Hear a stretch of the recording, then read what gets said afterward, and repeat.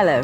In today's programme, What's Your Language? We explain why your micro may need to learn a foreign tongue. And we have a report from a school in Reading that's been experimenting with computers in the music classroom.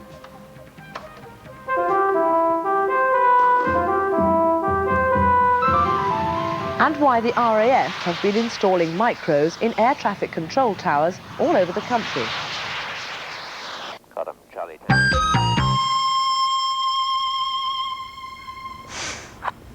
Now, hands up, who thought the home video games machine was dead? Well, it isn't, at least according to Atari it's not.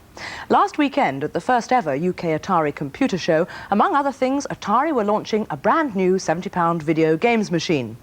Atari's president, Sam Tramiel, son of Chairman Jack, also revealed that later this year the company will be marketing a dedicated word processing system to compete directly in both price and performance with the best-selling Amstrad 8256. But most interest centred around Atari's newer 16-bit ST range, which now even has its own magazine. There it is, ST User. Compare if you dare, it said on the Atari stand over an Apple Macintosh, a 520 ST and a Commodore Amiga. Well, naturally the ST was running the bouncing ball programme fastest. Or was it?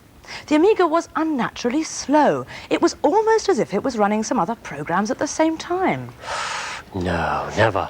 Atari were launching two new micros. First, an uprated version of the 520 called the 1040. This comes with a megabyte of RAM, built-in disk drive, and a mouse. It sells for just £700. No, sorry, 900. Try again. That's if you want a monochrome monitor, or 1100 if you want colour. And like the rest of the ST range, it comes with GEM built in on a ROM chip. The other new micro is a cheaper version of the 520, which is called the 520 STM. That rolls off the tongue nicely, doesn't it? That sells for £399, and it can be used with an ordinary domestic television.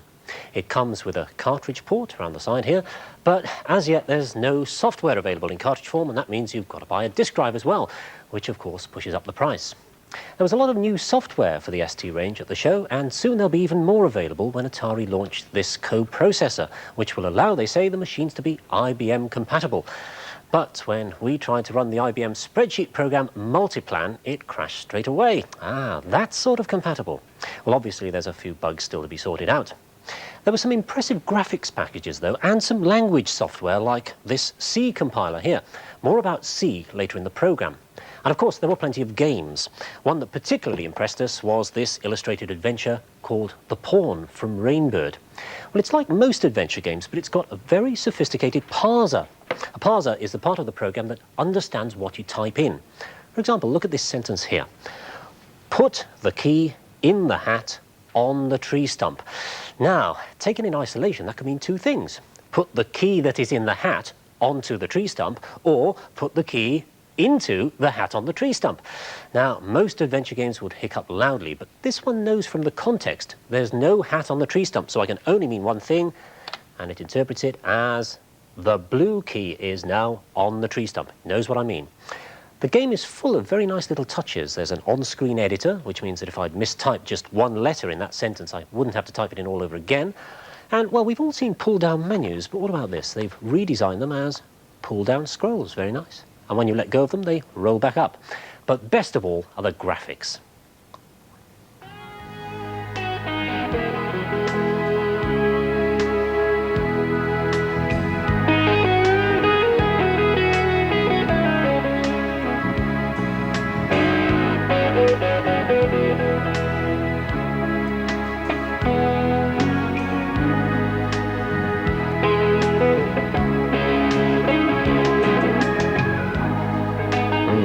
Nice one, Rainbird. And now here's Leslie again with a story that starts in the peace and quiet of the Shropshire countryside.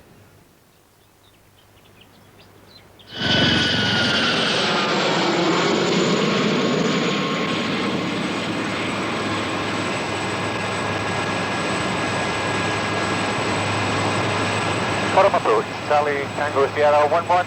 Request low airspace radar service en route for Lucas.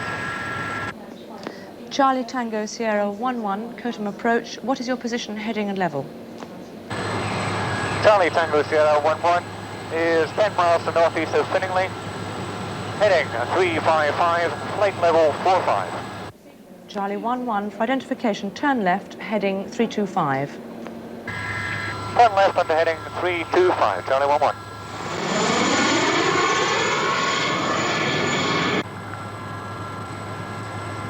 Charlie 11 is steady heading 325. Charlie 11 is identified 25 miles southwest of Cottam under radar advisory flight level 45.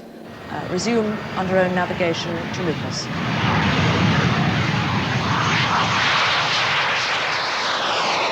Cottam, Charlie Tango Tango 80. Air test complete. Request recovery to Cottam. Charlie 80, set QFE 100... Wait!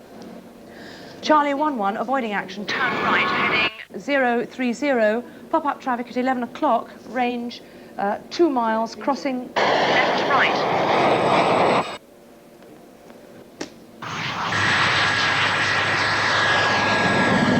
Charlie 11, correction, turn left, heading 270.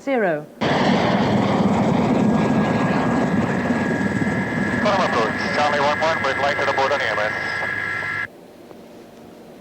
Well, I'm very glad this isn't the real thing.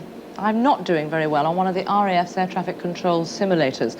That real air miss was staged for us by 2 very experienced pilots. They use this facility to give student air traffickers a taste of the real thing. It's driven by a £2 million mainframe computer, and it uses a lot of people as well. To give just 4 students a chance to practice, you need 4 fake pilots, 4 instructors to monitor their progress, 2 supervisors, plus all the hardware and software support staff. The only other way to give them practice is to let them loose in the real control tower here at RAF Shawbury, and then to fly anything up to 6 jet provosts in the sky around for them. Both methods are extremely expensive. It's reckoned to cost around £86,000 to train 1 air traffic controller. But in a job where 1 mistake can mean utter disaster, it's essential that the students get maximum benefit each time they practice. It's a fairly dramatic jump from the theory in a classroom to going into the simulators and actually practicing the skills that we have taught them. There's a tremendous amount of pressure, isn't there, in that simulator room? Yes, very much so. And it's because of that that it was recognised that some midway point was needed, and it was identified that possibly microcomputers could bridge the gap. The Air Force initially approached outside companies to write training software for them, but were quoted prices in the region of £250,000. So, the software now in use was written by the staff at Shawbury on their own home micros. Turn right, heading 200. The computer imitates a radar display, and there are various exercises graded to match the stages of training. Turn left.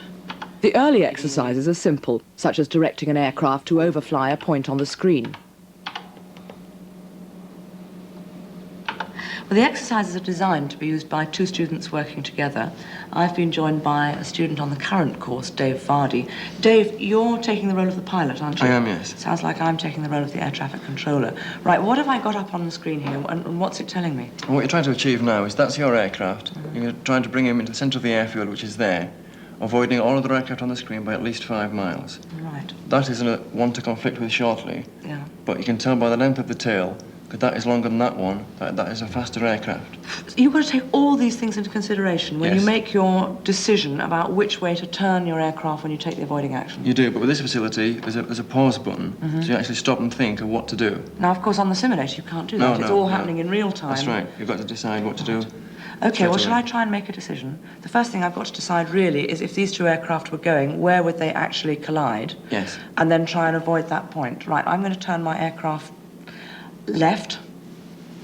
Can you turn it left for You me? can turn it left. Onto what heading? Onto what heading, the man said? 040. 040. Yeah. It's now turning left. And will I now see a result of the decision that I've made? Yes, we'll also put on fast update, so you can see quickly the effect of your turn on the aircraft. Right. Did I make a good decision there? You kept well away from it, yes. How far away do you actually have to keep to... You need to keep at least 5 miles. Can you check that as well? You can, and a 5-mile ring will appear around your aircraft. Yeah.